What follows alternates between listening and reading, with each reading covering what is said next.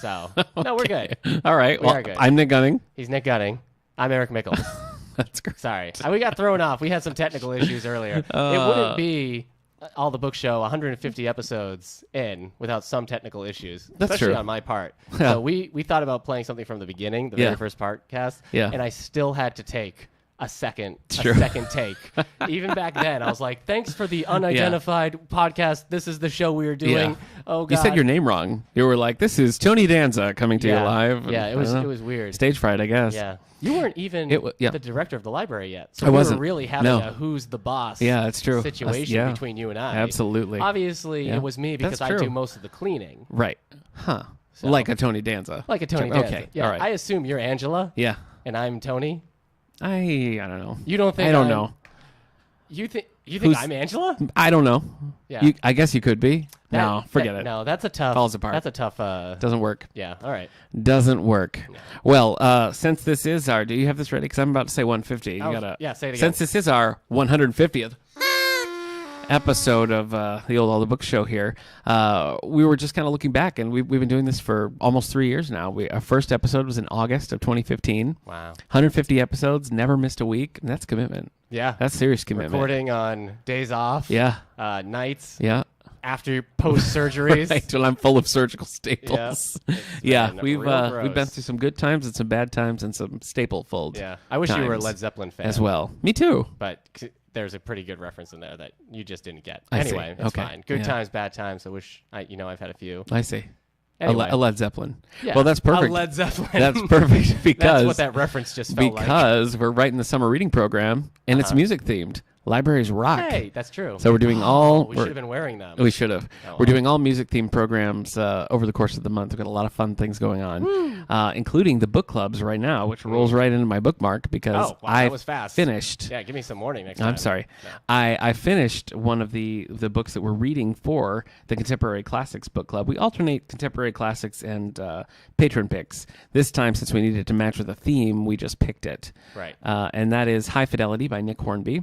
We discussed this a little last week. It's the first. That's the one you're talking about. I thought you Yeah. were going to talk. Okay. The first of the Nick Hornby books that I've read, and it won me over. So I'm definitely going to check out more of his stuff. I did More kind of a High deep Fidelity. dive to see like what other things he'd written because of course I know About a Boy and Fever Pitch, Right. And I think is it Funny Girl, Funny Lady that just came out. I don't Okay. know. Well, now I got a whole Sorry about stack that. to read because I really enjoyed it. I haven't seen the movie, Right. but we are showing that on July 10th. It here was at the David A. confirmed Howe Public by Library. friend of the library, Ben Lehman. Yes. That Nick Hornby did do the wrote the script for the movie Oh, okay. in education. In He let Education. us know on Twitter. Okay. So he misspelled Hornby. So I don't know if you can really Yeah, take that- his no.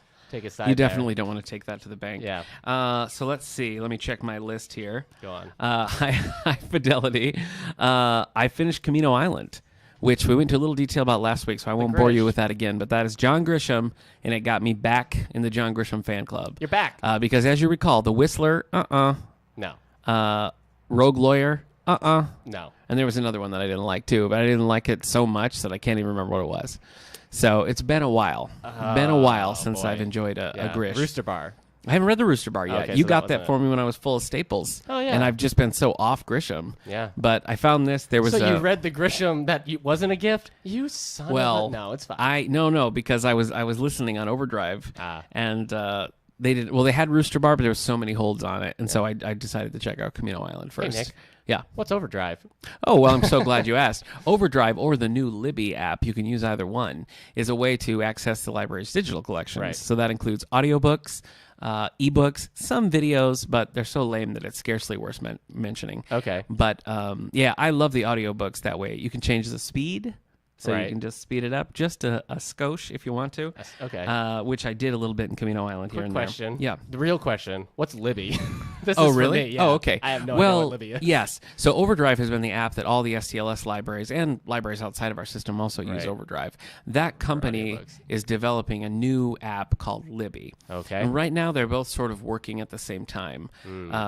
They pretty much do the same thing. I find Libby to be a little bit more user-friendly. Right. But I haven't done it with an audiobook This is right like now. Facebook's Visual Bookshelf Yes. became Goodreads. Right. And they were both there at the same time. Exactly. I remember that. Yep. I only switched over to Goodreads because me too. Visual Bookshelf was like, we're closing. I'm Yeah. like, oh, shoot. Yeah. Take all my stuff. My wife found Goodreads like years before I ever used it. Trendsetter. I was enjoying that. But anyway, yeah, so you can use Overdrive and you can use Libby. If you have never used either, I would probably recommend just downloading Libby because that's like where it's going. Okay. But yeah, it's pretty good. That's actually how I'm also reading another book that I'll get to in a minute. But yes, thumbs up for Camino Island. And this is a good one if you're not big into Grisham's like legal fiction stuff. This is just a totally different kind of thing. Okay. He has several of those. Playing for Pizza is one that I liked. Yeah, That's his baseball book. no. I thought it was his baseball. No, Oh. Calico Joe. Calico Joe is his baseball book, which I haven't read. Grish. But Playing for Pizza is one Heavy lore. It's the athlete basically gets kind of laughed out of the NFL, so he has no options left, and so he goes to play for one of the Italian leagues and ends up having a great experience. So that's Sure. a good quick book. That's one my wife and I listened to actually, and she liked it as well. The last one that I finished is one that I need to talk to you about. I brought it here because I don't know if I think that you should read it or not, Okay. because it is a bit of a Jurassic Park. It wants me to say that it was like Jurassic Park. Careful, man. It would love me to say that. Yeah. I'm not going to, but the premise basically is an island in China. They discovered like a nest of dinosaurs, essentially, Right. that are what people have mistaken for like dragons over the years. Sure. And so they construct this whole great zoo of China to showcase these dragons. Okay. And before it opens to the public, they bring in some experts to come and tour the facility, and things go a little caca. All right. So they name dropped Jurassic Park a couple of times. They're like, I've seen Jurassic Park. And I was like, I don't know. I'm sure they do. So I spent a lot of the time thinking like, is this stupid or is this fun? And my conclusion in the end was yes to both. It is stupid. It is stupid. It was fun. It was a very quick read. It's definitely nowhere near like the quality of Jurassic Park. Okay. But, Yeah. if you're in that zone and those are the only two options you have, you might find some enjoyment in the Great Zoo of China. That was kind of like if somebody was like, my favorite book is the Bible. And I was like, cool. Have you ever read Hunt for Red October? So You think yeah. that's that far apart. Maybe not that far Okay. apart. Okay. All right. Maybe it's more like if you read Hunt for Red October and Casino Royale. Look, Yeah. the comparisons. Anyway, No, I'm not. I'm was just dangerous. saying. Yeah. I'm just saying. I'll check it out. I'll add it to my to-read list. All right. Well, I've got it. So yeah, you can. Oh, hold you on to own that. it. You Yeah, bought yeah. I this. picked it up because I was in a Jurassic Park mood, and I've read the two books. I've even read some of the junior novelizations. Yeah. And this was on a table at Barnes and Noble, and I was like, all right. Brad Thor, hater of self-publishing, says Riley is the king of hardcore action. I know. You're lucky that I didn't see that had a Brad Thor blurb on the front of it because I probably wouldn't have picked it up. Because if I was going to write a blurb about Brad Thor, I would be like, that would be the blurb. Yeah. Nick Gunning. Yeah. But I'm no Stephen King when it comes to book blurbs. I'm currently reading two more things, and actually I'm utilizing Overdrive and Livy for both of these. Okay. Because that's how high-tech I am. So you're just audiobooks right now, outside No. of the Great Zoo of China. No. Okay. Yeah, High Fidelity I also just read. But $1,000 Tan Line is a Veronica Mars novel. Yes. Picks up where the Veronica Mars movie left off, and it's narrated by Kristen Bell. So it's like you get your own little mini Veronica Mars radio hour. So I'm really digging that. Okay. So if you're a Veronica Mars fan, I mean, it's written by the creator. It feels just like it. Right. So if you've seen the show, you've seen the movie. I mean, definitely see the movie first because it picks up the thread from there. Right. But it's very good. Okay. So far, I'm not quite finished, but she's great reading it. And then I'm reading Nick and Nora's Infinite Playlist, which Eric and I are doing this for our YA for Adults book club. Yep. We're leading the book club on that, which is July 24th. This is a thing we do every year. To little or no success. Yeah. So if you want, I would say if you want to come and join us, that would be great. Say in the past, no success. No, we always have a couple. We always have a couple people. Yeah. Yeah, maybe if we did it more regularly, but right now it's just kind of a fun annual thing that we do. But I'm enjoying it so far. Have you picked this up? I haven't started yet. Okay. But I guess my copy's here. Though there's not a lot of copies. There's limited copies. Yeah. So that's why I'm reading it on Overdrive. Yeah. Right now So, on Libby actually. So what every what we do with this, the idea is that we know you're out there reading young adult books as adults. We know, like, the people who are checking out the young adult books here at this library, I want to say it's 50-50. You think it's more adults than I think 50-50. it's like 70-30. All right. Adults to teens checking out the YA books. Adults are reading way more of the young adult books. Yeah. And the whole idea is that the book club is for adults to come and then talk about it. But I think the problem we have is maybe I don't know if they feel embarrassed because they'll come to other book clubs, but they won't come to this one. We did, in the past, it was the Girl and the Dying Girl. Yeah, that was last year. Divergent. Yep. What was one? Oh, Eleanor and Park. Yep. And there was one that we mostly liked. Cinder. We read Cinder. Yeah, Cinder. Yep. So we're gonna keep doing this. Yeah, because we are. We know one. You're it's out a killer there. idea. You're out there. So, but yeah, Nick and Nora's Infinite. I've never seen the movie. I haven't seen it either. Sarah No. or I probably will. I probably will after after I finish the book. Did you watch the movie for Me, Earl and the Dying Girl? No. You hypocrite. I didn't like that. Did you like that? The book? Yeah. Not really, but I think Me, Earl and the Dying Girl probably makes a better movie. Oh, yeah, I agree. I mean, I'm assuming. It seems like it's better for a movie than for a book, but you never know. I think that's it for me. I haven't read any graphic novels or anything like that, so I'm just currently You haven't read reading... any graphic novels? No. Oh. No. All of mine are graphic novels. So. Oh, okay. Well, that's good. It evens out. Sure. So, yeah, $1,000 Tan Line and Nick and Nora's Infinite Playlist. And we have all the ones I mentioned. Well, actually, I don't think we have Great Zoo of China, so maybe I'll donate that copy, and then we'll have it. China. But the rest of them we do have in our collection, so you can come and check them out. Yeah. We'll hook you up. Great Zoo of China. All right. I'm trying to get ready for action on a gigantic scale. And I think scale for the Great Zoo of China has double meanings. Oh. Like gigantic scales you would find on a dragon. Yeah, I get it. Or a dinosaur. I get it. Do you think you'll read it?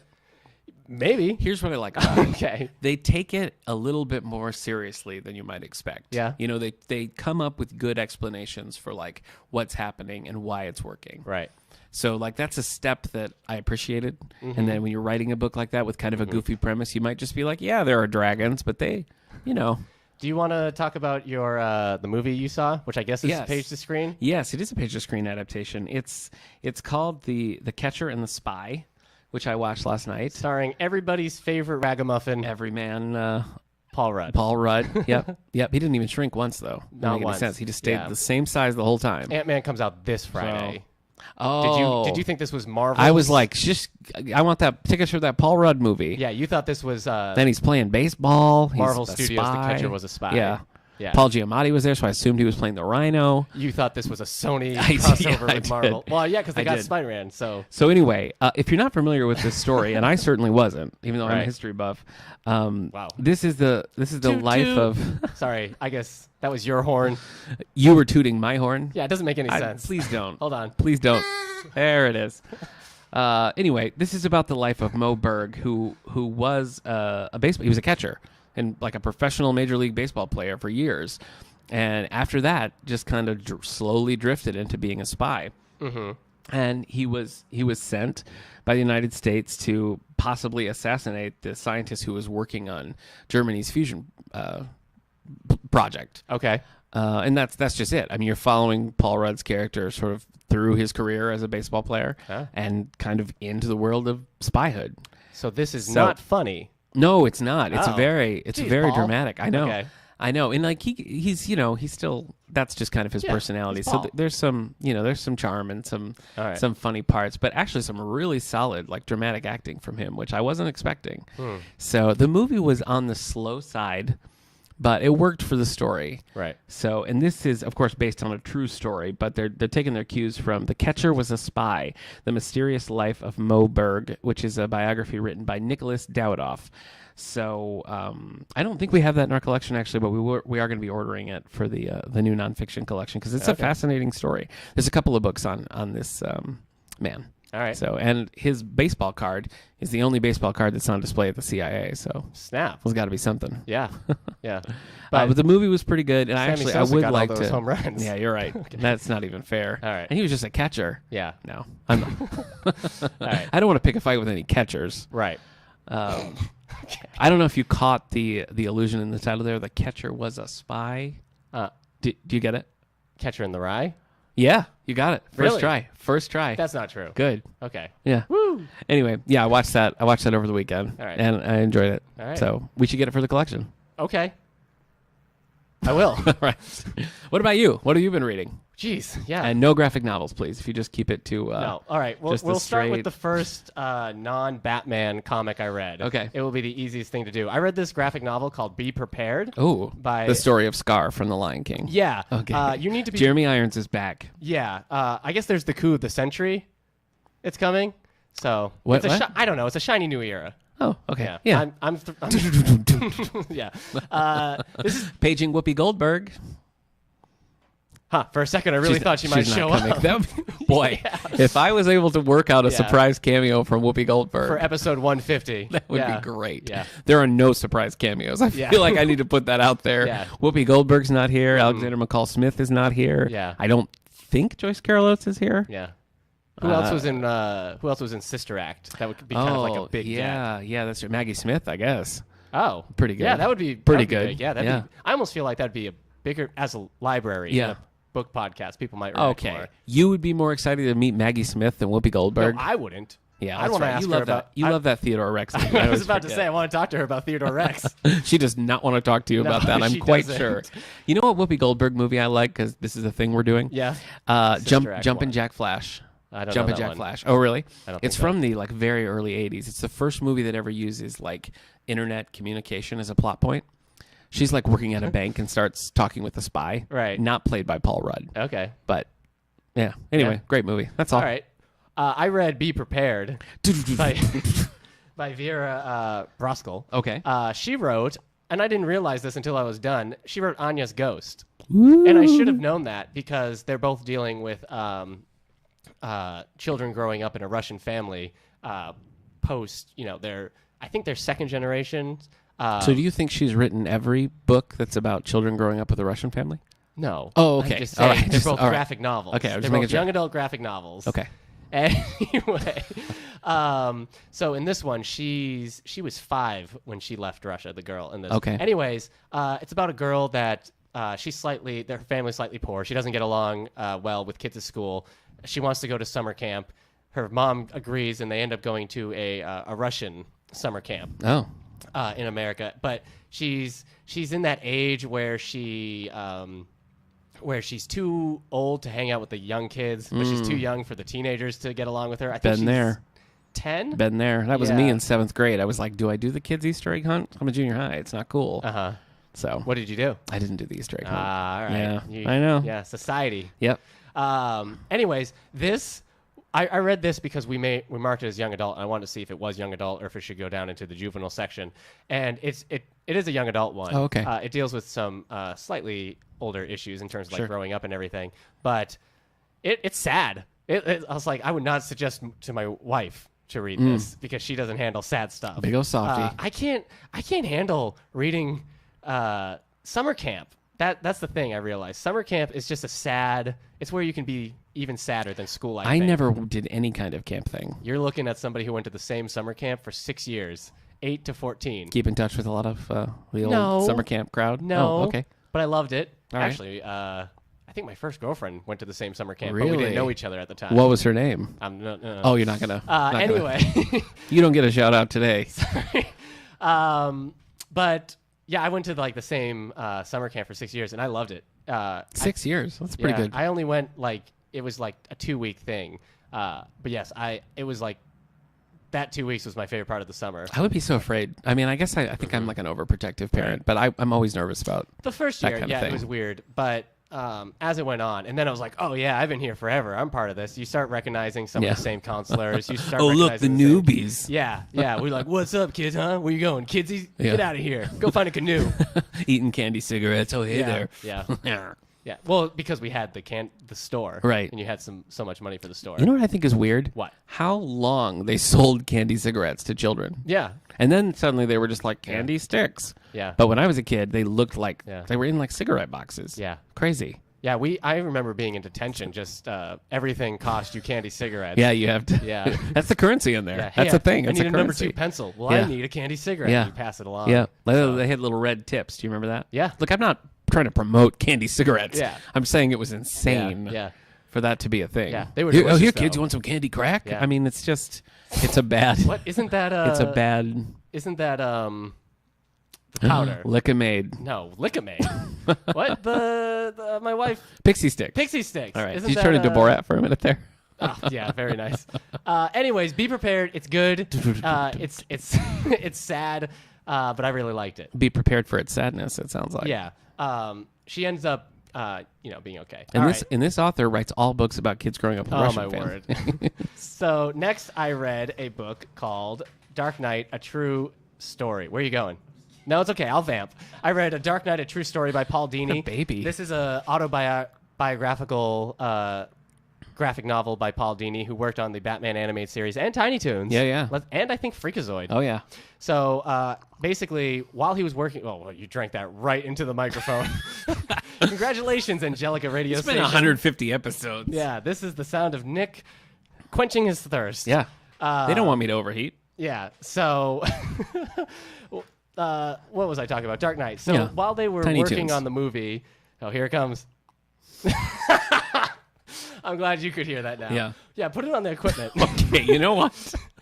Let me just drink my water in peace. all right. Tell these people about Tiny Toons. It's not about Tiny Toons. Okay. During the writing, while they were writing the script for Batman, The Mask of the Phantasm, which was the Batman animated movie. I they did. loved that movie. Yeah. I saw that in theaters. Yeah. My stepdad took me. Yeah. That's all. Oh, well, that was a nice stepdad. We had a good time. He got beat up. He was walking home. My stepdad? No, Paul Dini was walking Oh, home. good. He got jumped. He got beat up.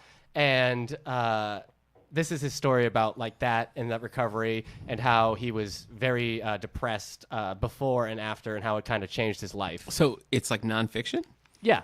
But Is Batman in it? yeah, he's constantly like harassed by Batman villains in his head. Oh, I see. And Batman's there kind of like telling him like, you got to get over this. You got to move on with your life. You got to get back to work.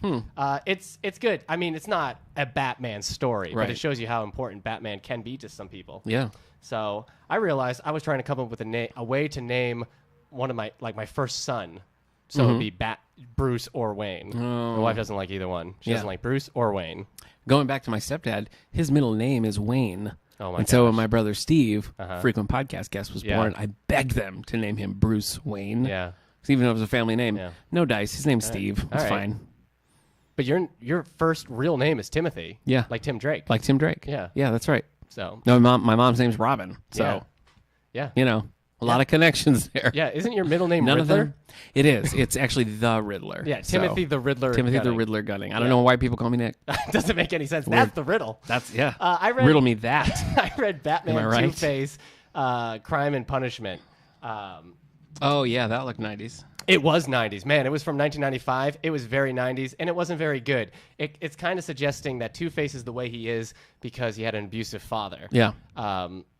And it's just kind of like, it's a little bit hackneyed. It's a little bit like, Okay. yeah, this is the easy way out, That isn't looked, it? I mean, the art was terrible. Yeah. I thought. All right, what else did I read? Oh, you read this. Did we talk about this when you talked about it? Batman Broken City by Brian Azzarello. Just a little bit. Just a little bit. I didn't like this one that much either. It had a cool style that didn't necessarily fit Batman.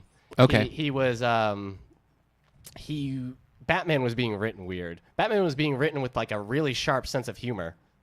Okay. So you read it. Yeah, I didn't really like it though. Like Batman's like, oh, I think God and I share the same sense of humor. I'm like, you do? Yeah, that's what I mean. It didn't. It I just. don't think so. I just didn't think it worked. Yeah, I didn't think it worked either. And then I read, is this the last Batman one I read? I've been reading a lot of Batman. I've been on a Batman kick, as you've seen Yeah, since seriously. you've known me. This is Batman Joker's Asylum. I read volume 1 and 2. They were both really good. But I wouldn't suggest them to you Oh. because they're Okay. they're depressing. It's each issue. Both volumes collect one issue. It's the Joker telling a story about a Batman rogues. Okay. While in Arkham Asylum. And guys, you might not be able to see this, but Nick is trying to figure out how to drink successfully without You're being in the desperate for these people to know how thirsty I am. mic. So there's a Scarecrow story, there's a Poison Ivy story, there's a Riddler story. So each villain gets one story, but the villains tend to win and then get captured, which makes them darker stories. Yeah, yeah. So Batman finds the Mad Hatter, but he's already killed 2 women. And Jeez. so it's just kind of like you don't want, these aren't like these aren't stories where we feel for the characters. Yeah. These aren't stories where Batman is super successful. It's just, here's a little story about this character. However, the Killer Croc one of all stories kind of had a sad ending. Oh. He kind of realized that the normal people were the real monsters. So Dark Day. yeah. Dark Day, Killer Croc. I think that's all the Batman I read. Okay. So I still have more Batman to read. And then I have other books to read. Okay. I've been trying to finish Jason Reynolds' Long Way Down. Yeah. It's just so depressing. Yeah. I realize I'm all talk when it comes to wanting to read these depressing books that I know I should because they're good for me. Right. But then I open them up. And Are I'm they? like, I don't know. Reading these depressing books? Well, because they show you a different side of the world. Oh, okay. But no, they're depressing. Yeah. That was my bookmark. Let's move on. Seriously? Yeah. What a long morning. All right, well, let's take a look at some advance notices. So we get a notification from publishers when we've got some of our more popular authors producing some new works, and I've got a couple of doozies for you today. Yeah. I'm going to start with large print today. All right, these are advance notices. Yeah. With their advance notices. So this we will have in large print in the next couple of months. And all the things that we talk about in this section are things that we will definitely have in the library. So you have but to wait until they are released. Okay. This is called The Woman in the Woods by John Connolly. This is large print. Yeah, it's large print. Is this already out? Yep. It is out in standard print. Yep, but this is a new large print title. Charlie Parker, number 16. This is not a series I'm familiar with. Do you hear that? I do. Is that That's thunder? thunder. Ooh, exciting. The new. think Well, the that's lightning. going to go well. You know, we didn't talk about what we were going to talk about later, but a lot of mentions of rain. Oh yeah. So that'll fit right in. All right. So The Woman in the Woods. Yes. The new thrilling installment in John Connolly's popular Charlie Parker series. Charlie Parker aids the police when a buried, semi-mummified body of a woman is discovered. She apparently died of childbirth. Parker has to find out who she was and what happened to the child. Okay. Yikes. I don't remember seeing this Woman in the Woods. when it came out on the New York Times bestsellers list. Does Connolly not make? Does he not rank? You're probably thinking of Michael Connolly, who definitely ranks. Who ranks. But John Connolly is Okay. not on that same level. All right. Next, and this is standard print from Jude Devereaux. I have not read Jude Devereaux, but I've read Debbie Montgomery. Never so ever? I get a little credit for that, I think. Okay. I don't know if they'd be flattered that I compared them. Right. Anyway, A Willing Murder by Jude Devereaux. And this one is coming out, I think, even in September. So we've got a ways for this. Yeah, September. New York Times bestselling romance author Jude Devereaux makes her debut in the world of mystery. Interesting. Ooh. With a story of old secrets, deadly grudges, and an improbable group of friends who are determined to uncover the truth, regardless of the consequences. Now, Right. if I were a betting man, Yes. I would guess there's going to be a little bit of romance. You think so? I think a little bit of romance Yeah. is going to sneak its way into The Willing Murder. Do you think if So- you were a betting man, you would say Jude knows our audience? Yeah. Yeah. Yeah, I think I would. Okay. I think I would. And speaking of authors who know their Oh audience, boy. Christine You Feehan, better have ladies the and summary gentlemen. for this. Oh, I have it. And you know what? I've been giving you short summaries. No. You're getting all of the Dark Sentinel. Woo! This is book number. Care to venture a guess on which number in the Dark series this I is? should know this. This is a Carpathian novel. I think it is, yes. 42. 28. You overshot. I overshot. You overshot. If this Sorry, was The Price is Carpathian. Right, you'd be out. All right. You'd be out. Yeah. Should have guessed book number 1. In an explosive novel. Did I say Dark Sentinel's the title? In an explosive novel from #1 New York Times bestselling author Christine Feehan, A Human Woman. See, right there, A human woman. you know it's going to be good because Yeah. she has to differentiate Yeah. between a woman and a human woman. Yeah. So that, to me, says we're going to meet some non-human Non-human women coming up. So Yeah. grabs you right from the start. A human woman ignites the desire of her Carpathian life mate Right. and of an ancient vampire with a score to settle. Look, I've read probably 50 Star Trek books, so I've got no place to judge. True. So I'm just having a good time with this book here. After the devastating loss of her entire family, now I'm having a less good time. I'm having a less good time. Yeah. Lorraine Peters heads to the woods searching for peace of mind and anything to quell the anger in her soul. Instead, she stumbles upon a scene of horrific violence as one man lies helpless in the face of 3 attackers. I first read Headless, and I thought, Yeah. look out. That would make sense. But he's just helpless. Like the Headless Horseman. He's just helpless. Okay. Andor Katona's existence has been a harsh one. Living for centuries as a monk in the Carpathian Mountains, unable to find his life mate, he almost welcomes his release from a colorless and unfeeling world at the hands of the vampire hunters who have mistaken him for their prey. Yeah. That is until a whirling ball of fury bursts onto the scene, determined to save him. So a cat? I guess the whirling ball of fury's name is Lorraine. Okay. Lorraine. Yeah. Like an old 1950s sitcom. The husband comes home, Lorraine. Where's the spare ribs? And don't spare the spare ribs. Okay. Where's the spare ribs, Lorraine? Keep going. It's the worst Flintstone quote I've ever heard. Hey, whatever. In one glimpse, in one breath, Andor recognizes Lorraine as his life mate. But it'll take more than their telepathic connection. That seems like a pretty good start. Yeah. It'll take more than her telepathic connection to convince her of their immortal bond. Lorraine is a lethal combination of cunning and courage, so much so that she captures the attention of a master vampire, one who has already lost what was once irreplaceable to him, one who will strike with deadly precision at Andor and his ancient Carpathian comrades in a war to end all wars. All right. So I read like 5 Batman volumes. While I was Batman comics. While I was reading this. No. Okay. But that when you're explaining that, I'm like, I don't know who's who anymore. Yeah. Like I can map out like the Scott Summers, like the X-Men characters relationships, but you lost me halfway in the sentence. I'm like, who's the Master Vampires? Who now? Yeah. Who's so? Yeah. But I mean, how many did you say? Book number what? Book number 28. So Lorraine is both a human woman. And a whirling ball of fury. Right. She has a telepathic link with Andor. And he knows that she's his life mate, and he has to convince her. But there's also a master vampire. So you have Andor, a Carpathian. Right. You have a master vampire who at this point is nameless. Right. And you have Lorraine, a whirling ball of human womanhood. Right. Yeah. So you got a bit of a love triangle. Yeah. So anyway, that's coming out in September. So that's a couple of months. So you only have 27 books leading up to this point, and then you'll be able to read the new one. Yay! So that's it for me for my advance notices. Where are you in this series? In the Dark series? Yeah. I've read all that are out. I'm writing my own fan fiction. Okay. But it's darker. Yeah, we always make fun of this, and we really shouldn't because we're just glad anybody's reading anything. Absolutely. Yeah. But they definitely you know what? themselves. I don't like that mindset. And we've talked about this a little before where people are like, oh, that's stupid. You shouldn't waste your time reading that. Disagree. Yeah. You I know? get that a lot doing the Teen Summer Reading Program. Yeah. I see a lot of kids like, oh, look, I'm checking out the Pokemon graphic novel. And the mom's like, oh, what a waste of time. And I'm like, you're a waste of time. Get out of my building.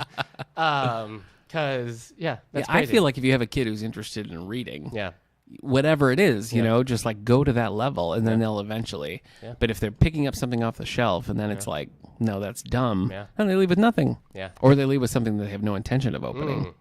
Good, but it's true for adults too. You know, people just discount certain, like, you know, all mysteries are stupid or whatever. And, yeah, the bodice rippers. You know, like, how can you read that? I guess like, I think like, I can read. Right. I think like with all things, there are levels. You know, like if you're sitting down and like, I'm not going to pick up a Star Trek book, even like a really good Star Trek book, and think like, yeah, this is a great piece of literature. Right. This goes on the shelf with, you know, the Grapes of Wrath and the great stories of our time. No. Right. But I like it. You know what I mean? So anyway. Boy, this should be a soapbox episode. Yeah. We could get into that again. I think could. We've done graphic novel episodes. We can't tell you which episode, but you can find them all on SoundCloud. You can. SoundCloud.com/allthebooks. Yeah, I mean, this one previously was a podcast, graphic novel one for a while. Yeah. Until I finished those 5 Batman ones. Until you did. You want to do the New York Times bestsellers list? You want to see what's on the top 10 hardcover fiction? You know I do. Good news. Yeah. We can do that then. Oh, okay. So, all right. So, wow, that rain is actually... I like thunderstorms I like it too. Because they remind me of Jurassic Park. Yeah. But this one's a little scary. I think it's because we're recording, so we're stuck in the same place. So if this window goes through, I'm going to be like, do we keep recording? Yeah. If a tree goes through this window, do we keep recording? The show must go on. Okay. Yeah, you're right. What would Queen do? They would sing The Show Must Go On. Oh, okay. Yeah. Freddie Mercury would wear like the longest cape in the world. Wow. Anyway, so on the New York Times bestsellers list for the hardcover fiction, we have The Fallen by David Baldacci. I know him. Speaking of The Fallen, this was at number 5 last week or something. That was at number 10. Ooh. Sorry, David Baldacci. Amos. And it's too bad because he's the memory man, so you know he remembers each step of that fall. Yeah. This is Amos Decker, who is the memory man. Memory man. He puts his talents towards solving a string of murders. So, all right. So what is next? The next one is called Before We Were Yours. Number 9, Lisa Wingate. Yep. So this is the one about. Oh my gosh, I found some cover art, but it's huge. Okay. This is the one about the lawyer who goes to check out the orphanage, and it turns out there's not good things happening at that orphanage. So, Yeah, I remember that one. That one sounds like dark. you're gonna read it? No, it sounds dark. Your contemporary classics still happening. Mm-hmm. So, is this one that would end up there before we were yours? It might. A South Carolina lawyer learns about the questionable practices of a Tennessee orphanage. Okay. Yeah. Yeah. Any of that stuff is just depressing, though. You're talking about an orphanage. You're talking about, like, homeless children. Yeah. I mean, we could talk about the X-Men animated series where we go to Cyclops' old orphanage. Yeah. That's kind of fun. Yeah. Anyway, the next book is There by Tommy Orange. I have no idea. Apparently, this has been here for 3 weeks, but I don't remember seeing this. I've never heard of this. So There by Tommy Orange, a multi-generational story exploring the plight of the urban Native American. Huh. This is nonfiction? No, this is fiction. We're on the fiction list, man. Well, I thought so, but all right. Get with it. Get with it, No, I'm Daddy-o. with it. I'm with it. All right. Tommy Orange. Yeah, Thomas Orange. Thomas Orange. Oh, wait. No, it is Tommy. Tommy. Do you think he prefers... Well, I think he put Tommy on the book cover there, so. Yeah. All right. So the next one is going to be called When Life Gives You Lululemons. Mm-hmm. So you're familiar with this one. We've talked about you make Lulu lemonades. Yeah, you say that. Yeah. This is the Devil Wears Prada author. Did you ever read? And she is the or memory see- man. She's correct? not. No. Oh. So Lauren Weisberger, Emily Charlton plans. Do you want to say it? Do I want to say that she's a real Weisberger? Yeah. No. All right. It's been done. Emily Charlton plans a comeback from the suburbs. Okay. So I haven't seen or read Devil Wears The Prada. Devil Wears Prada? No. Yeah. Nope. Most I know from it is The Office, Mm-hmm. where Michael thought Meryl Streep was the hero character, and then he found out she was the villain. Like he was acting like Meryl Great. Streep. Spoiler alert. Well, it's just not that much of a spoiler. Oh, okay. All right. Next up, you bought this, but you haven't read it. Is that correct? Ruth Ware's The Death of Mrs. Westaway. My wife is reading it. She's reading it. Yep. You both bought it together with your joint bank account? Yeah, we've joined our finances. Yeah, Yeah. we did that about 12 years ago. Okay, so yeah. So now you could say this is your book. we own. Yeah. Yep. All right. Yep. The Death of Mrs. Westaway by Ruth Ware. A tarot card reader mistakenly receives an Tarot. Tarot? Yeah. Not tarot. Correct. Not tarot. Correct. Tarot, whatever it will be. False. Will be. False. All right. And that's que sera, but sorry. Case tarot. Nope. All right. So it's tarot. Tarot. Why do we put letters where there shouldn't be? Why isn't it just T-A-R-O? Well, I mean, letters have roots. I mean, words have roots. They mean things. Yeah, I know. Oh, okay. Anyway, I've been saying tarot card for about 32 years. This just in. No one's surprised. Back to you, Eric.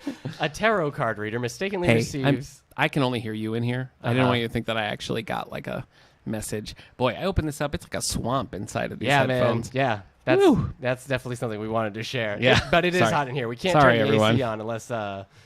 I'm trying to read this description, man. Yes, Ruth Ware. hit me. Ruth Ware. A tarot card reader mistakenly receives an inheritance letter and attends the funeral of the deceased. Mm-hmm. So has your wife said anything about this? Just that she's enjoying it. Okay, so nothing about the plot or No, anything. we haven't really got into Because it. that's- Well, I'm planning on reading it, so. Oh, so she can't tell you. Right. Lest you be a scared little reader being like, oh no, this has been spoiled. It's not really though. Okay. All right, next up. Guess what? It's Nora Roberts. That's a pen. That's a pen name for J.D. Robb. J.D. Robb, yeah. Yeah. J.D. Robb is a dominant personality. Do you think? Maybe. Do you think Maybe over after the this years point. J.D. Robb has come over like, I'm in charge now, Yeah. Nora? She's like, Yeah. no, stop it. Nora wakes up. J.D. Robb gets the black lipstick, puts Yep. it on. Yeah. I'm driving the ship now. Yeah. Why does she sound like a smoker? Probably ate a lot of candy cigarettes as a kid. J.D. I would Robb guess. is a smoker. Yeah. And Nora Roberts is like, please, you're killing Well, us. that's the persona. Right. I doubt that she would smoke. But Yeah. Nora Roberts / J.D. Robb, they can't make any decisions without their coin. Yes. Yeah, so. Yep. Yeah, we're writing this as Nora. Yeah. Heads. Yeah. Nope. Looks Yeah. like it's J.D. So long, Eve Dallas. Yeah. Nora Roberts, Shelter in Place. Survivors. Oh, we've talked about this one. Survivors of a mass shooting outside a mall in Portland. Boy. Sorry, I didn't bring this up. All right. Develop different coping mechanisms. Yeah. That's it. Like reading Nora Roberts books. Oh boy. So you have read J.D. Robb? No. Oh, okay. We were going to do an Eve Dallas book on the, that's her In Death series. They're all like naked in death, scared in death, hungry in death. Hey. Yeah. If you're ever in charge of my death, I would like to be naked in death. Pass. Okay. Anyway. Pass. Next up, Tom Clancy, A Line of Sight by Mike.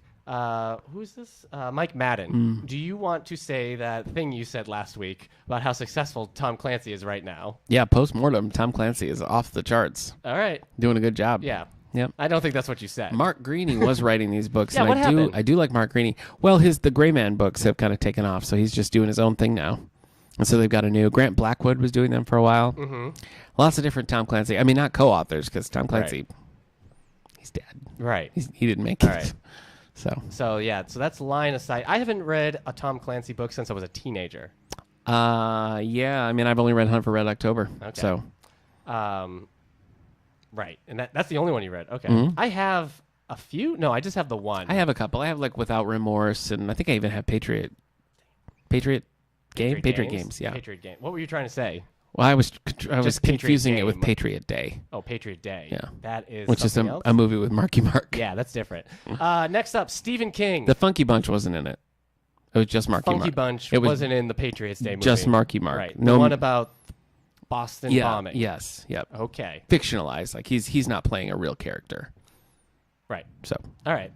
Stephen King's The Outsider. A detective investigates a seemingly wholesome member of the community when an 11-year-old boy's body is found. This member of the community, an ancient vampire. Oh, no. Who just moved into Salem's Lot. Really? But he brought his dog Cujo. Oh, my to goodness. keep people away. Wow. But the dog also has the shining power. That's true. And when he was taking the dog to the vet, he stood up his date for the prom, whose name was Carrie. Yeah, and she killed Things the dog, went crazy. and now he's buried in the pet cemetery. It went really cemetery. bad. That's right. So they traveled back in time to stop the JFK assassination. In 11/22/63. They got stuck on a bag of bones. Right. And it just... They got everything went crazy. I'm So glad you took that over because after a while I was like, this other book, I don't think I could have come up with the Tommy Knockers.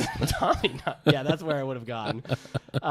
You know what? The way we finish each other's sentences and help each other with bits, we're kind of like Ellen Hildebrand's The Perfect Couple. You're right. Well, it has been 150 episodes. Mine is red. Yeah, I know. Mine's silver. Yeah. So wait, are these 4th of July? No. Mine is silver because it's designed to kill a vampire. Darn it! A werewolf. A werewolf. Hey, what? Right. Stop. Nobody, come down. Oh, good. We were having some mic troubles earlier, and luckily his mic is still working after that. But he was going to get up. I was going to have to vampire this by myself. I'm just going to take some of this water. All right, The Perfect Couple, new this week by Ellen Hildebrand. Yep. Oh my gosh, this is different than what I thought it was going to be. A body is found in the Nantucket Harbor hours before a picture-perfect wedding. Wait, how would they know that the wedding was picture-perfect if this happened beforehand? That's true. They're like, darn it! Yeah. We had a picture-perfect wedding For all they know, it could have started raining. Yeah. No, was any of those a Carpathian life mate? In the picture-perfect wedding? In the picture-perfect wedding. Was this I want to Carpathian? say there wasn't because it was the daytime. Do you think the murder was perpetrated by Lazmat? Oh yeah, traveled to another planet for Kara and Lazmat with their current gifts, powers. It's Karen. No, hello. Yes, I've just disrupted a picture-perfect wedding. Well, we found a body earlier. With apologies to Veronica Roth. Yeah. What's that? Carve the Mark. Carve the Mark and something else. Something else. The sequel. I cannot remember. Yeah, which they're now calling a duology. Yeah, it is a duology, man. That's what happens when you write a trilogy and they tell you to shrink it down to 2 books because the first one didn't sell much. Yeah, Shailene Woodley was not interested. No. She was like, don't call me. The Fates divide, everyone.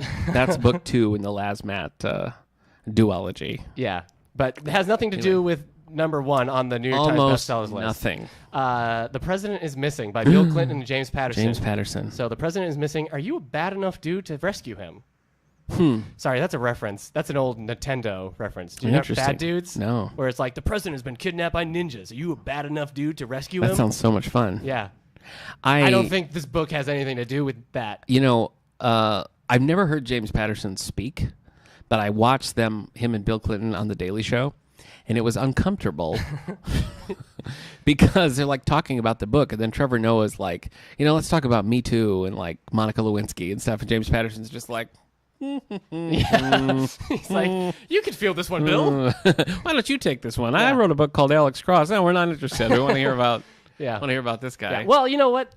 I mean, if James Patterson is gonna team up with Bill Clinton, yeah, he's gonna have to learn to take a few punches right now. Yeah, he's gonna have to. So he's gonna have to learn to pass a few questions over. Yeah, he's doing pocket Sudoku. He's got a pencil and got his cheaters on. Yep. He didn't have to deal with those questions when it was Maxine Pietro and his other co-authors. So. No one wants to talk to Maxine Pietro. You want a big name like Bill Clinton? I'm gonna have to read this book. I know, man. It's just sticking on the number one spot. I'll read. And the description is funny. Okay. Oh, I think they took it out of the description right here. But President Jonathan Duncan takes on adversaries at home and abroad. But if we remember, this is the president who's also a widower. A widower, yeah. So a little bit of a Mary Sue on Bill Clinton's side, I think. Guess so. Jeez Louise. But anyways, how do you... so you're going to read this. Question. I mean, I don't want to, but I feel like it's required. You have a time machine. Okay. And you're also a big publisher. Is this? Should I have James Patterson? Should we get Brando Sando on the phone and Elton and Phillips? You have Brando Sando, okay. the time traveling Matrix. Yep. Mm-hmm. So him, you can go back in time. Yeah. You can get one president, but he has to write with James Patterson. Can you think of somebody better? He has to write with James Patterson. Can you think of a president that's a better fit for James Patterson than Bill Clinton? I mean, I would go with the Jimmy Carter. He just seems personality-wise. You think Jimmy Carter is better for James Patterson? Yeah, I think they'd get along. Better than like JFK. Get along. That or Millard Fillmore. Those are the two. Okay, those are my two options. All right. Well, there you go. You know what? Before we move on, I would like to just read. I would like to read the opening to this book. Okay. Yes. Chapter 1 of The President is Missing. Okay. Thursday, May 10th. Jeez. Chapter 1. All right. The House Select Committee will come to order. The sharks are circling, their nostrils twitching at the scent of blood. 13 of them, to be exact. 8 from the opposition party and 5 from mine. Oh, first person alert. Oh, okay. Sharks against whom I've been preparing defenses with lawyers and advisors. I've learned the hard way that no matter how prepared you are, there are a few defenses that work against predators. At some point, there's nothing you can do but jump in and fight back. Don't do it, my chief of staff, Carolyn Brock, pleaded again last night, as she has so many times. You can't go anywhere near that committee hearing, sir. You have everything to lose and nothing to gain. Mm-hmm. You can't answer their questions, sir. It will be the end of your presidency. And it was. How's that doing for you? Fine. I mean, it sounds like a... No, you don't like it. No. Okay. I didn't like it. It sounds so action-packed. No, I don't know. But it's all just like... Look at that. Everything to lose, nothing to gain. It's a lot of like poppy phrases. But sometimes you do. You have something to lose? Well, you have something to lose and nothing to gain. Yep. Or the vice versa. You have everything to gain, everything to lose. I don't know. I know the writing's on the wall. Sooner or later, I'm going to have to be like, well, I read The President is Missing. Yep. Maybe I'll like it. Maybe. Who knows? So what's the last James Patterson book you liked? Oh. Riddle me this. Murder House. I kind of liked Murder House. I've been disappointed with the NYPD Reds the last couple of times. So. And then... Next question. Yes. What's the last Bill Clinton book you liked? I did read the first 100 pages of the Bill Clinton autobiography. 1,000-page book. I read the first 100 pages. 1,000 pages? Yes. Jeez, Bill. It's a brick. And he's... House. Sorry. He just name drops every single person he's ever met. He's got to, man. I was at a Waffle House with Chuck Garrity. Who's Chuck Garrity? I made it up. Oh. Doesn't sound like somebody he'd hang out with. Yeah. I guess I would have said like Phil Hartman. Oh, yeah. Oh, that'd be interesting. But then you'd be like, I want to read that book now. Yeah, seriously. I want to read a road trip. All right. You want to get... Okay. I kind of like The Lifeguard Lawyer. Okay, yeah, we're back onto what James Patterson books you like. I guess maybe it was Murder House. Murder House, yep. It's a murder house. A murder house. No, murder house. That's a house that's half house, half fish. Is that correct? Hey, would a murder house just be a house that you keep a bunch of crows in? Ravens. Yeah. Crows? Which one is... It's a murder of crows? Yeah. Yep. It's a... What of ravens? Yeah. What do you call ravens? I don't know. Slaughterers? It's a slaughter of ravens? Jeez. I just assume the scarier the bird goes, the scarier their group goes. Yeah. What's the difference between a raven and a crow? Ravens tell stories. Oh, okay. Yeah. All right. Is that it? Still just number one, Bill Clinton, Yeah. Sorry, man. James Patterson. That's all we got? Well, if it makes you feel any better, this episode is going long. It does make me feel better. Okay. Thanks. Yeah, no problem. Well, we want to talk today about Segment time. That's right. We want to talk today about how people read, what their go-to situation is. Yeah. Do you want to share some user responses before we get into how you and I do this? Yeah, why don't you start one? Okay. So we put this out on I would Twitter. love to. We put this out on our library Facebook page. How do they find our library Facebook page? Well, it's David A. Howe Public Library on Facebook. You can interact with all the books there. Or on Twitter. Yep. You can do All the Books Show or DA Howe Library. We also have that we respond to. And you can email us at wellsville@stls.org. And, of course, find the podcast at soundcloud.com/allthebooks. All the books. So we put this out. Show. What do you like to do? Do you like music? What do you like to sit? Time Where of do you day? like to? Yeah. A couple of responses. The first coming from friend of the show, Queen of Halloween, recent newlywed, Sally Jacoby Murphy. Yeah. She says, utter silence, Jeez. ideally on a weekend morning. Hey, is that a bit scary? That she likes That to read answer- in utter silence? Yeah. I was actually surprised about how many of these responses, and we're not going to get to them all, but how many of them said that they just like silence. Yeah. But There you go. apparently Sally does. All right. Shout outs to Sally and Sarah. Hope you're enjoying North Carolina. Yeah. Let's see. Kendra on Facebook says they like to be as comfy as possible, usually curled up in bed on a rainy day, like today. It's raining right now. Unfortunately, that usually means I sleep more than I read. I see. Them's the breaks. No, Okay. not them's the breaks. What am I trying to say? That's what happens. Sure. Okay. Anyway. Let's see. Let me pull another one here. Brad on Facebook says, Brad. Also, I don't read with music on. Interesting. Sometimes a sporting event on the TV that I'm following only casually. I'm less and less able to read in bed as I either find it uncomfortable or once the covers come up, I just want to go to sleep. He says the perfect situation for him is a quiet environment and an alert physical state, a comfy chair, an open-ended length of time, and a nice little snack and a cup of tea. Did they say an alert physical state? Yeah, because otherwise, if you're too comfy, you're like not. Oh, okay. I thought they were like, I who's get that? I get Who's it. out there? Yeah, they're right on the edge, Yeah. of their seat. Yeah. Well, what about you? Oh, okay. We're getting on to me then. Yeah. All right. Where do I like to read? I like to read. Actually, you probably won't buy this, but I like to read in public. Really? I like to read at like a public place. Exhibitionist? Yeah, I'm an exhibitionist. I like to stand up on stage. What's he doing, Harold? He's reading. Look away. No, I like Harold's to. a high talker. Did you notice that? Yeah. Kind of a high voice. Yeah. But I like to read like at a restaurant. okay. The best focus for me is when I'm at restaurant eating, Yeah. but I don't have to worry about the food. Because it's being not at home, not Right. at my kitchen table. Right. I'm like, where's my chili? Oh, I got to make Yeah. it and all this stuff. Like, just all I have to worry about is saying, yeah, I'll have another Pepsi. Nice. So I like You found a restaurant around here that refills your drinks? sometimes. Okay. Yeah. Sometimes they refill too much. So Share I'm the like, magic. After like 7 Pepsis, I'm like, no, Yeah. no more. I can't. Then you like reading in the bathroom. Gross. Sorry. About that, everybody. So yeah, I like reading at like restaurants. Okay. Because I can't fall asleep. Right. I'm sitting up. Well, it's I frowned have some upon. Food. You shouldn't sleep in restaurants. Especially on my lunch breaks, because then Yeah. I'm like, I have an hour Yeah. to read this, and I can usually Dig it. Down in Florida, I was in walking distance Mm-hmm. for a couple of restaurants, and I would just go and read during those, and it would be like I had a different book every week because of that whole situation. Oh, yeah. Now, you're not an audiobook guy. You don't like the audiobooks. I've tried it. I've done it a few times using Audible in my car. I don't know if I picked the wrong books. I mean, I did pick some really good books that I ended up liking. But, yeah, anything longer than, like, an 8-hour book, I'm done. And usually that's because, like, I'll listen to it on the road trip. But usually, Well, like... see, that's what I like about using Libby or Overdrive, because Right. you can put it up to, like, 1.2 speed. Yeah, I and did that. you can't really, like, even tell the difference. That's how you I know? finished the audiobook It of goes a lot quicker. Huck Finn. Oh, okay. I was like, I can't do this anymore. Wow. Twice speed. It's a lot of racism so Yeah, fast. it really was. It really.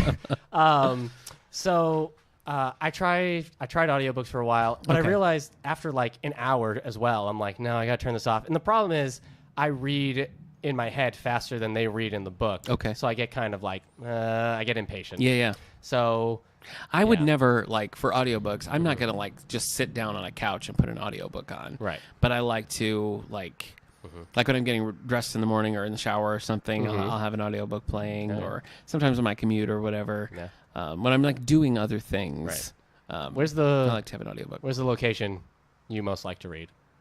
Well, I don't think I have one. You know how some people say like, oh, I can sleep anywhere, wherever they want. That's like me in books. Yeah. I don't really have a set, like I've got to be in my beanbag chair. I just pretty much have a book with me wherever I go. And anytime I can like grab a couple of minutes, I do it. So there's not really a set place. Okay.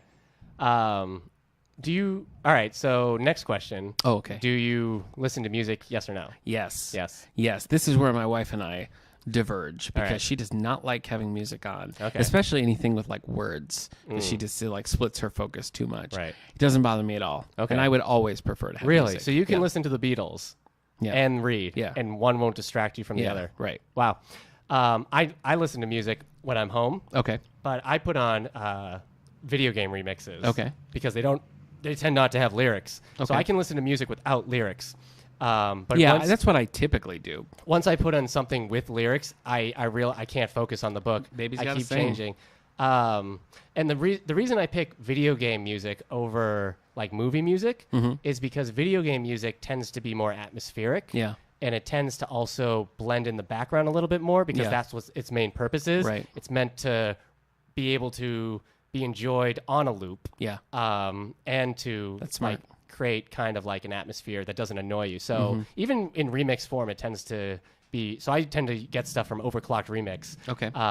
And put that on, and it's just that's smart because I have a lot of movie music, and the downside of that is that you'll have stretches where it's like almost you can't hear it at all. Then it's like bah, bah, bah, bah, bah. Yeah, a John Williams one is not a good. No. I'll listen to Star Wars music when I read Star Wars comics. I do that too. But I do that too. Putting on like the Indiana Jones soundtrack when you're reading, it's like it's that and then it's like bah, bah, bah, bah, and you're like, ah! Yeah. So I think movie scores tend to try to stand out a little bit more than those. But that's true. So that can That's a good point about video game music. I never thought of that. I mean, that is its purpose. Yeah. So Lisa says, she said the same as Kendra, minus the rain, although it makes it better. Best reading is done with no background noise. Nighttime reading due to work schedule. So And Lisa's an owl. Is that correct? Lisa's an owl. An actual owl. Yes. Okay. So she doesn't... Good for her. Yeah. She reads by the moonlight. Yeah. With the field mouse dangling from her beak. I also read in bed. That reading in bed is one of the... Even at 1 a.m., if I'm getting in bed at 1 a.m., I still need to read something. Oh, yeah. I do, to too. get me to sleep. Yep. And the difference is if I read a graphic novel while in bed, I can finish the graphic novel and then turn off the light. If I'm reading a novel or any other type of book, I tend to be like, oh, I got to stop here. Yeah. Or the book just falls. Last time I was reading The Witcher in bed, I woke up and like, where the Kindle's on me? Right. What's happened? So graphics I can finish. But books will definitely put me to sleep at night. So. Well, here's another on Facebook. Facebook user Nikki says with classical music or movie scores. So another vote for that. Okay. And here's one I think we could all agree with. Sounds pretty good. Facebook user Melody says she has a large bay window in her bedroom with a swivel rocker and lots of natural light. So she's living the dream. That sounds great. She's got the that dream reading nook that everybody wants to have. What she described kind of seems like where the Emperor's chair is, though, in Star Wars. In Return of the Jedi, he turns around, and swivels he's around holding the book, and he's like, he's reading a book. He's got Life of Pi on his knee. Yeah, Life of Pi. My wife's dream is to have like a reading nook, but the way she is able to stay awake while reading, a reading nook in the sun, she'd be like a cat. She'd just be out. Right. So I don't necessarily need a reading nook. In fact, if I'm lying down, forget it. That's no good. I tend to consider it forgotten. I prefer to be like, if I'm sitting in a chair at home, I can't be like leaning. Anyway, I don't know. Laureen says, curled up in my comfy chair with a good reading light. Makes sense. Knees kicked over the arm and classic music playing softly in the background. See, I like that. The knees kicked over the, that's how I read it in a chair. Anyway. We got another one here from Facebook user Amy agrees with us. My front porch in the summer, and every night I read in bed before I go to sleep. That's probably pretty common. Yeah. Reading in bed, don't you think? Yeah. That is a place where I do. I'm not a big e-reader. I mean, I do occasionally. I do like to have an e-reader in bed because it's just so much more flexible. Have we done an episode on print versus digital? I don't think so. We should do that You soon. shouldn't actually. If a screen is like luminescent, that's not good. Yeah. I have an old school Nook, like the kinds we circulate here, and they don't light up, so it's just like looking at a page. My mom. But I do find if I'm reading on a tablet before bed, I have to like do something else to kind of reset. My mom got me a Kindle when I graduated. Yeah. And it's just a Kindle like paper white, so it doesn't light up either. So that's what I use. If I use my iPad, I have to turn the brightness all the way down and use the light mostly. So I tend not to read off my Marvel Unlimited app in bed. The Libby app has a couple different settings. You can do like a sepia toned where it's like browns, and you can do one that's like black back and white font. That's usually the one I do at night if I do it at all. But how have we gone 150 episodes? Just me? Oh, that's fine. That's fine. No, okay. Okay. How have we gone 150 episodes without doing digital versus It's a good print? question. We gotta It's do a good that. question. That would be a good poll. You know what? This is out of place, but we totally forgot. I put up a poll last week on Twitter because the question came up whether or not I should watch Bob's Burgers. So let me just tell you the results of the poll. I saw, and it's not looking good. No. It's not Can I tell looking you good. what? I voted no as well. Did you? Yes. Interesting. I don't think you'd like it. You don't think I'd like it? But well, it's 71% voted nah, bro. yeah. 29% voted do it now. Yeah. I think the people who said do it now are people that like Bob's Burgers. Right. But the 73% know that you just leave like, oh, I hate Bob's Burgers. You don't hate it. But I don't know. I don't think you'd like it. I don't know if the humor would I said that I necessarily- would. Yeah. I'm, How do you feel I'm about bound. Kristen Skagel? Skall? Oh, no. I don't like her at all. She's a big part. Oh, no. Okay. So- that decides it. But I was already. Yeah, you were already.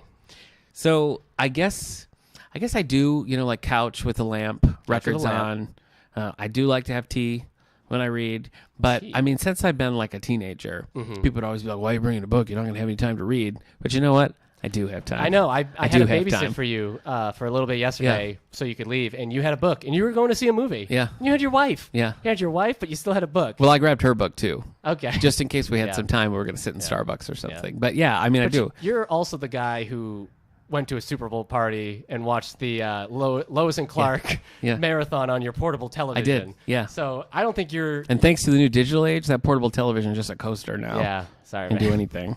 Yeah, but you're not somebody who'd be like, oh, is this person going to think I'm concerned they're not If I've entertaining enough? said it once, I've said it a million times. There were no DVDs in the 90s, okay? I know. You watch a Lois and Clark marathon or When you it don't see those happens. episodes Yeah. ever again. I get it, man. Maybe in the summer. Yeah. You don't know. Yeah, this could be a... I stand by it. This could be a... I stand by what I did. This is a rabbit trail. But I was thinking about Smallville and why I liked it a lot more when I was watching it on TV. Yeah. And it's the repeats. Because the repeats, you still watch them even though you've watched them earlier. You still watch them again on Sunday. Right. And by rewatching the same episodes, the seasons feel longer. Yeah. And you feel like you're spending more time with the characters. Interesting. So you're right. I mean, the reruns are important. Yeah. Because that's when you watch like a show, sometimes when you binge it, you're like, oh, we don't really spend any time with this character. Yeah. But if you keep watching the same episode, Yeah. I mean, You not kind of anymore. lose that feeling of like, oh, I remember this one. Yeah. You know what I mean? Yeah. Anyway, So- that has nothing to do with what we're talking Yeah. about. Yeah. C.J. Shera wrote a Lois and Clark novel. I'm going to tie it back into books. Okay, yeah. That way, which we have in our collection. All right. So we've done. So I like reading mine during the day at lunch. Yeah. I can't read in the car. Anywhere, any place. Yeah, you're anywhere. It doesn't bother anyplace. me in the car. Yeah. My wife can't. If I'm like, hey, what does that say on the ground? And she like reads something. She's like, it says like, 2 words. Yeah. Yeah, exactly. Yeah. Yeah. She And, can't. yeah. You're She like a can't. robot Thank you. programmed to be able to read anywhere. Yeah, like everybody else, they feel Yeah. the bumping of the car, but your robot vision Yeah. locks on the book, Yeah. and nothing else is moving. Yeah. So Everything you're saying is true. okay, I can't. I mean, I it's can't good for deny you. it. So any more? I mean, we had a lot, Oh, and sure. they were still coming. Sure. Yeah, there are So- lots more. They're still kind of rolling in. another one out. You got a good one you want to end on, or are you? No, you're go good ahead. Here. Okay. Well, Amy, this is a good one. A different Amy on Facebook says outside by the pool or oceanside. Pool or And ocean. yeah, and that kind of goes with the rain thought too, because Yeah. I also like that like water. So reading at the beach. sound. Reading at the beach, a beach read. I can't do that. Yeah. Because I like the beach. Yeah. And so I'm going to go in the water. I think I've tried before too. Yeah. I can read outside. I like it. I tend to get a little bit more tired Yeah. reading outside. I Mm-hmm. think the sun, even if I'm in the shade. Do you know that that's a lot of the reason why trade paperbacks, the small paperbacks, are printed on the rough kind of paper they are, so that the sun doesn't glint off them. Oh. Hardcover books are printed on a more glossy page, Right. which does reflect, but the paperbacks are designed to be read, anywhere, Okay. so that you don't get a lot of like light bouncing back in your face. Fun fact: the more you know. Yeah. I wish I could read like at the pool or the beach, but I just want to be in the water. I see. So Yep. I don't know, Yep. where else. Because you're so buoyant. right? I'm not. I sink like a stone. Oh. I have no body fat. Okay. Sends me to the bottom of the ocean. If you see me out in the deep water, If he's down there at the bottom. and I'm flailing, come and rescue me. Yeah. Because this is not a joke. Not a drill. It's not a game. And I'm not swimming to safety. No. I'm slowly sinking. And if I reach the bottom, that's it. You're thinking of all of the Street Fighter games you won't be able to play. When I was a camp counselor one summer, we were in the pool, and I had about 8 kids latched onto me because I was in the water, and they're all latched onto me. And it's a recipe for success. So what they're doing is they're dragging me to the deep end of the pool. Okay. And so I'm a camp counselor, so I'm in my 20s. Yeah. You're talking about like 22-year-old. Yeah. And I'm yelling, "Stop it! I can't swim. You're gonna kill me!" Like, "You can swim. You're joking." And I'm like, they're dragging me, and you'd be laughing hysterically if you were I would watching rescue this. you, Eric. I would rescue you. I'm on my tiptoes, head above the water, being like, "This is it. My death is gonna be at the hands of these 8 6-year-olds drowning me in this pool." Yeah. And luckily, the friend I was camp counseling with came over and started throwing. No, you fools! Yeah, he basically like, "What are you doing?" I'm like, "Help!" But little Timmy almost dragged me to the deep end. That day. I imagine they would have like latched onto my legs and just slowly had me sink to the bottom. Probably. Anyway, this isn't about how we read. This is about how you drown me. Well, thank you to our listeners for all their many responses. And sorry we couldn't get to them all. Yeah. Keep them coming though. Maybe we'll check in a future episode. It's always interesting to me when people describe what they like to do, like they like to read in the most like cliche things, like, "Oh, this really happens." Like, people do really have reading nooks, right? And they do like reading while it's raining and this thing, and you hear that and like, "Oh, that's just like that cliche, like book nerd, like, give me a good book and a sunspot and I'll be all right today, sir." So this is Tom Holland. Yeah, this is Tom Holland. Movies, Spider-Man. So yeah. Okay. Let's move on. Library news. Let's do it. Well, of course, it's a summer reading program, so we've got a million things. So I'm just going to hit you with the highlights. I already mentioned that we're reading High Fidelity for the Page Turners Book Club, and we're going to show the movie with John Cusack, 7 p.m. on Tuesday, July 10th.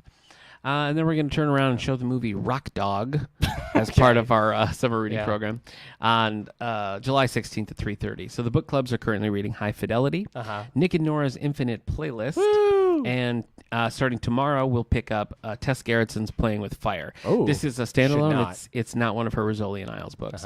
And of course, we Do have you our. know when you play with me, you play with fire. I'd heard that. Yeah, I heard that. That's a Rolling Stone song. Oh, everybody. okay. Sorry. Well, you can't know. Yeah, no. No, you can't always get what you want. We have an author visit. We're capping it with an author visit from Wendy Corsi Staub. She is coming on August 2nd. It's a 6 o'clock visit.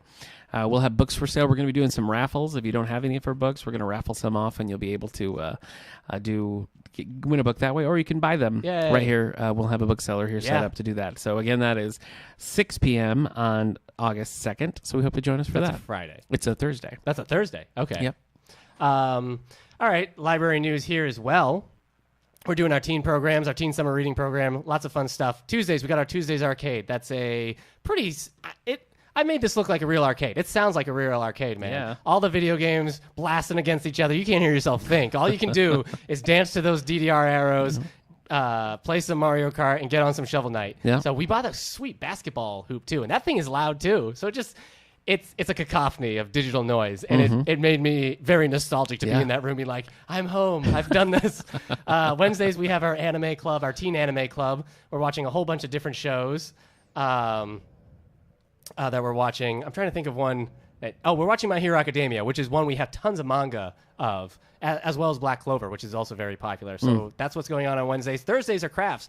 Last Thursday, we did Dino Plaster Footprints. So you made Play-Doh dinosaur feet, and then you poured plaster over them, and it formed a dinosaur footprint. So Very I made exciting. a T-Rex. It did not look good. No. My wife made an Ankylosaurus. It did look pretty good. Thumbs up. So and on Friday, we're showing, what are we showing this Friday? Early Man, which is the Wallace and Gromit people. Yeah. Or who's the sheep? Shaun the Sheep. Shaun the Sheep. Yeah. So I guess he's kind of their big thing At the now. moment, sure, yeah. But this is a movie they did. Tom Hiddleston's in it. Maisie Williams from Game of Thrones is in it. Interesting. So it's about cavemen going to play soccer with some other people. Anyway, this is our teen summer movie at 3:30. 3:30 Every Friday. Every Friday, yeah. So next week I can't. We'll talk about it then. We will. Also, we're offering free voice lessons to teens. That's cool. On Mondays. So those are half-hour lessons taught So by. if you want to learn impressions, you can come and learn how to do this is a Rodney Dangerfield, this is a Chris Walken. Yeah. kids are always coming in like, how do I finalize my Rodney Dangerfield? Like, I can't believe it. Like, you got to get a little lower, a little bit more guttural, Yeah. But that's important. Those voice lessons are actually for singing. Oh, really? Yeah. And I guess you could sing as Rodney Dangerfield. Disappointing. Right? Yeah, you could. All right. So those are the teen programs we're running, and then we have lots of other stuff going on. What else do we have going on? We didn't mention this at the beginning, but we're live streaming this episode. We are. It doesn't matter to people who are listening to it on the Angelica radio. That's you guys are listening to it on the radio, so that's a whole nother level. That's cool. Shout out to everyone in the chat. We haven't been able to talk to them chat-wise because this is our first one. Yeah. But the chat's been very active. Hello, HG Editor. Hello, Volins and Irony Golem, and everybody else I'm missing. Grouser. Oh, okay. Hey, friends. Yeah. So thanks for tuning in for this as well. So there we go. Now Angelica's like, what? Well, finally, Eric put a shirt on, so that's been a real benefit. Yeah, because we were going to live stream. Yeah. So the plan is to do the live stream on a regular basis. Yep. So we're probably going to schedule it a little bit better. We started at 2:30.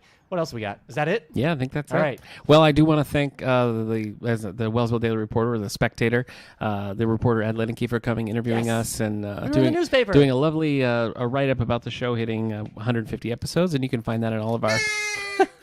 We posted that on our social media. Of course, you can just go to the WellsvilleDailyReporter.com and find it there as well too. But our thanks for that. Our thanks for our listeners for the support they've given us over 150 episodes. And continue to listen, share, rate, tell your friends. Yeah. Stick around. We got more to come. Yeah.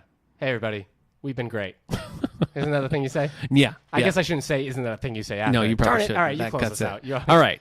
Good night, everyone.